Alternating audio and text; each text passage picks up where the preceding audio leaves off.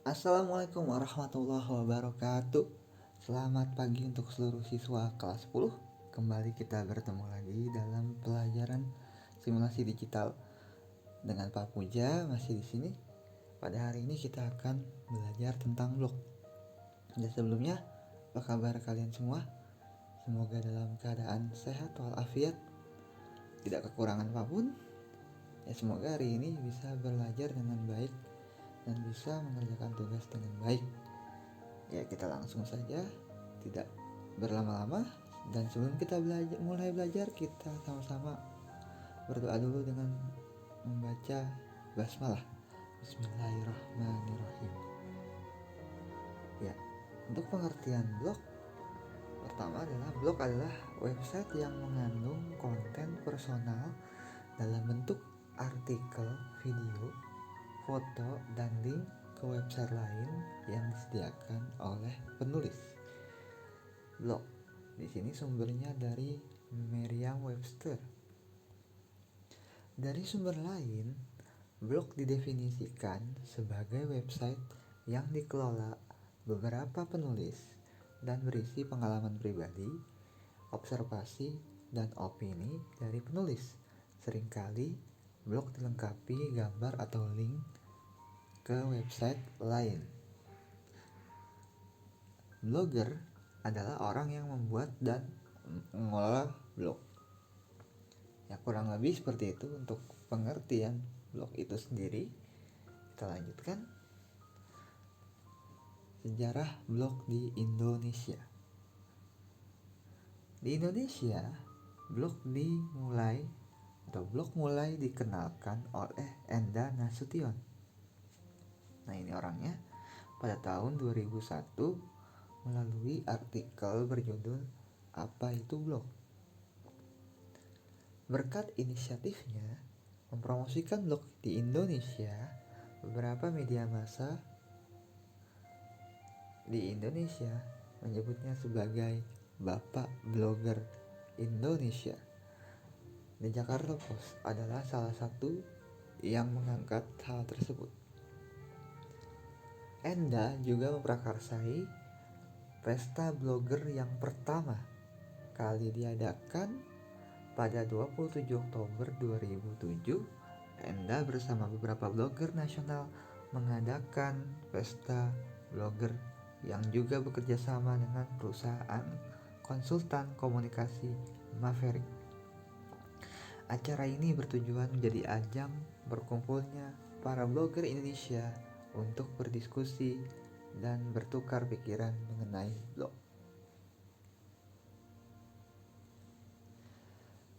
Di pesta blogger pertama tersebut, Menteri Komunikasi dan Informasi Muhammad Nuh berinisiatif menyebut 27 Oktober sebagai Hari Blogger Nasional di sambutan pembukaan acara. Sampai saat ini, 27 Oktober diperingati sebagai Hari Blogger Nasional dan dirayakan oleh para blogger di berbagai daerah. Dan pada perkembangan di tahun 2020, diketahui terdapat 3 jutaan blogger dari 196,7 juta pengguna internet di Indonesia. Blog memang kalah populer dengan sosial media, utamanya Twitter, Instagram, dan sekarang YouTube. Namun demikian, blog akan tetap diminati utamanya oleh mereka yang senang membaca. Mereka yang masih ngeblog dan masih menyenangi kegiatan membaca blog berarti orang-orang yang memang loyal pada blog. Ini menjadi pasar yang menarik untuk mereka yang membutuhkan loyalitas. Nah, fungsi dari blog yang pertama adalah sarana untuk berbagi inspirasi, catatan hidup, atau pengalaman. Di blog kita sendiri bisa menulis apapun yang kita inginkan, baik itu pengalaman pribadi, baik itu sesuatu hal yang bisa menginspirasi diri kita dan orang lain, dan sebagainya. Usahakan sesuatu yang baik dan positif. Sarana bertukar informasi. Jadi zaman digital ini, informasi menjadi sangat penting dan sangat berharga, Siapa yang menguasai informasi, dia yang bisa menguasai keadaan saat ini. Sarana berbisnis ya bisa melakukan bisnis lewat blog, juga adalah salah satu alat yang sangat mendukung bisnis. Sarana untuk personal branding ya, jadi untuk menunjukkan eksistensi diri kita, untuk menunjukkan siapa kita di hadapan orang lain.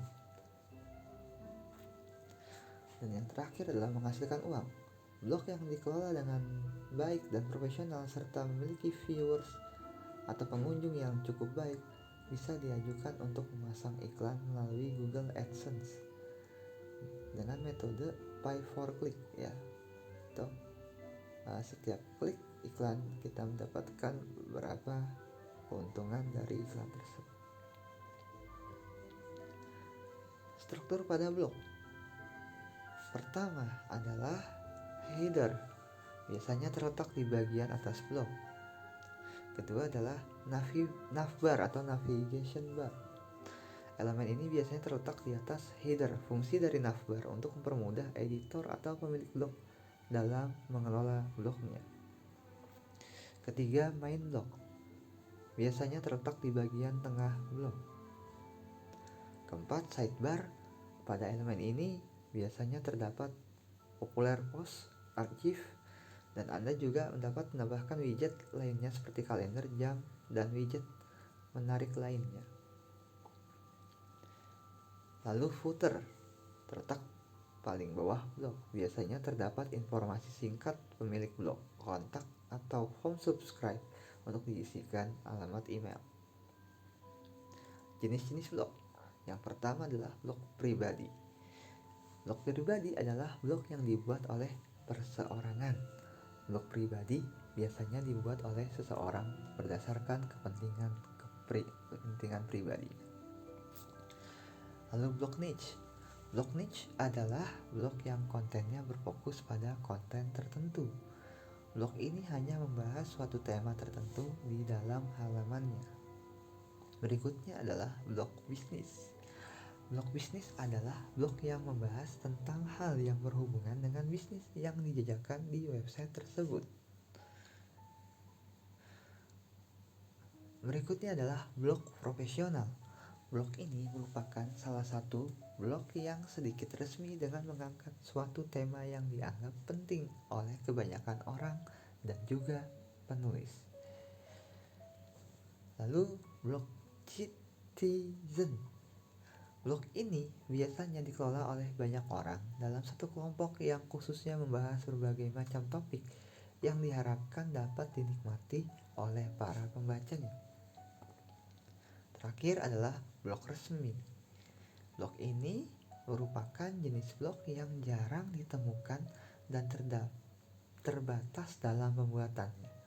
Sebab blog ini merupakan sebuah blog yang dibuat oleh perusahaan tertentu yang bertujuan untuk memberikan informasi tambahan mengenai produk yang mereka jual. Keuntungan dan kelebihan blogger. Pertama, bisa menulis. Tentu saja ya, seorang blogger sudah pasti bisa menulis blog. Rajin membaca ya, untuk membuat tulisan yang baik, untuk membuat artikel yang baik butuh referensi dari bahan bacaan yang baik pula. Selalu up to date, tidak gagap teknologi, mengetahui ilmu marketing, memiliki koneksi yang luas, berjiwa peneliti, dikenal banyak orang, dan melatih disiplin. Ya, ini manfaat atau keuntungan yang bisa diperoleh jika kita menjadi seorang blogger. Ya, tentunya harus konsisten ya. Penyedia layanan blog hari ini. Dan di sini ada wordpress.com, medium.com, penzu.com, webs.com, weebly.com, wix.com, blogger.com, pen.io, tumblr.com, lifejournal.com, dan ghost.org. Yang paling sering digunakan atau terpopuler saat ini adalah wordpress.com. sekarang kita akan belajar tentang bagaimana cara membuat layanan blog di handphone kalian. Dengan kemajuan teknologi saat ini, membuat blog tidak hanya bisa dilakukan melalui PC atau laptop, tapi juga bisa dilakukan melalui HP. Yang dibutuhkan adalah koneksi internet.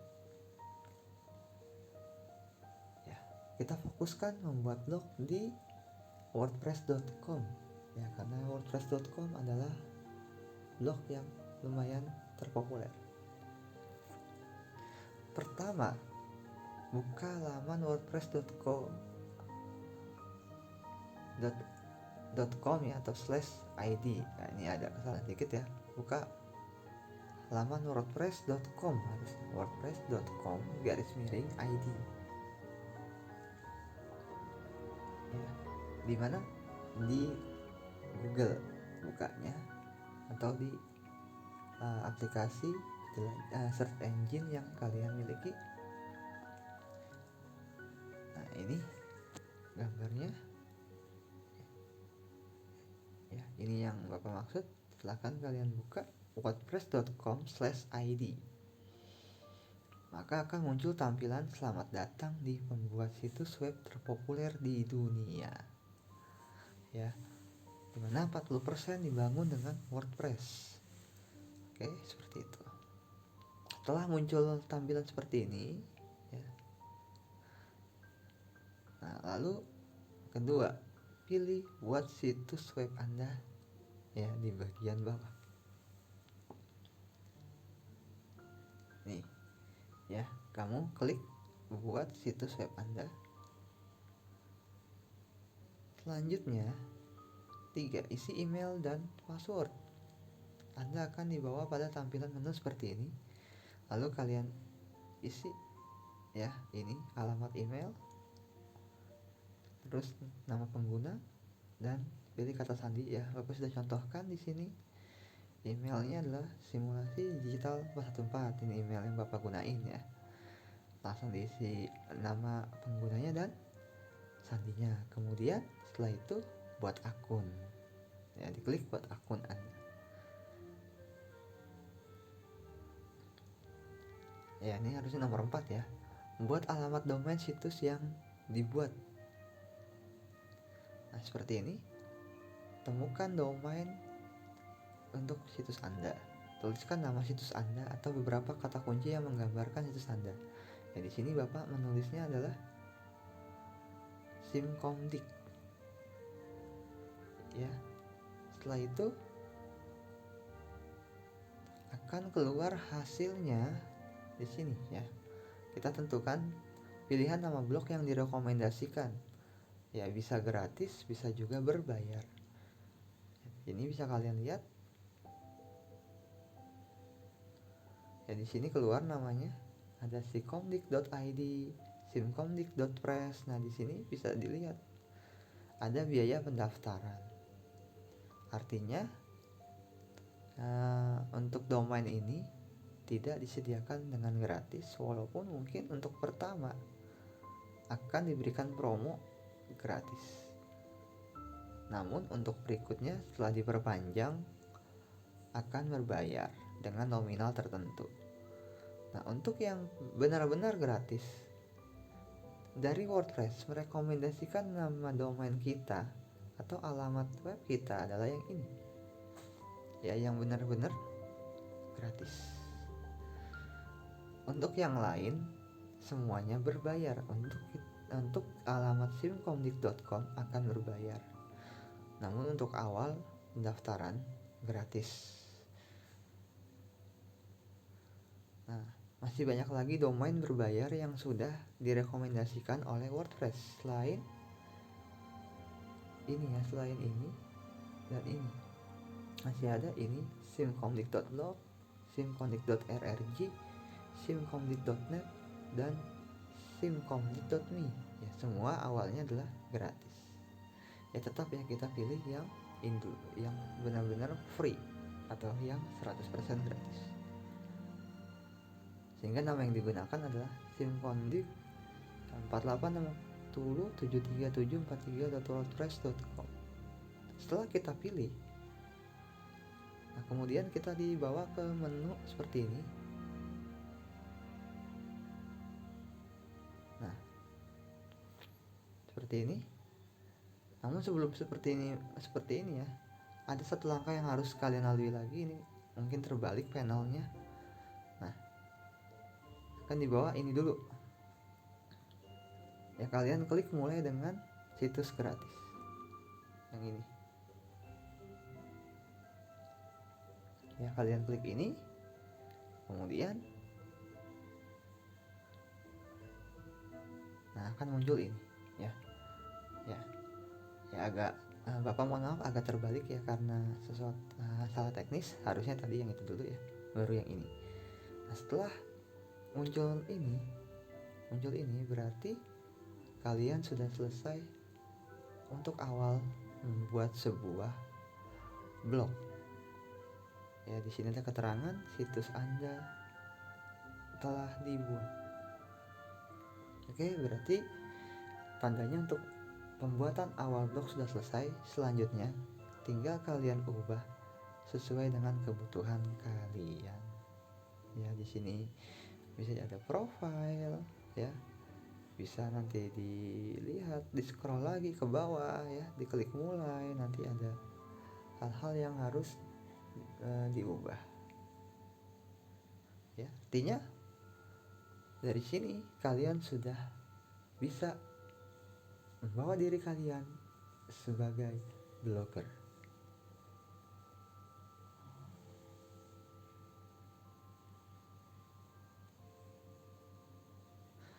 Dan tugas untuk kalian adalah buatlah blog di laman ini. Kemudian setelah selesai sampai tadi ya, yang Bapak tunjukkan, kalian screenshot kemudian kirim ke nomor Bapak ya. Bila sudah punya blog sebelumnya juga bisa digunakan untuk penilaian. Itu juga menjadi poin yang baik ya, dengan bukti yang valid ya tentunya. Dan dengan demikian berakhir pula pembelajaran kita pada hari ini ya. Semoga bisa bermanfaat walaupun hanya sedikit, namun ini yang bisa diberikan.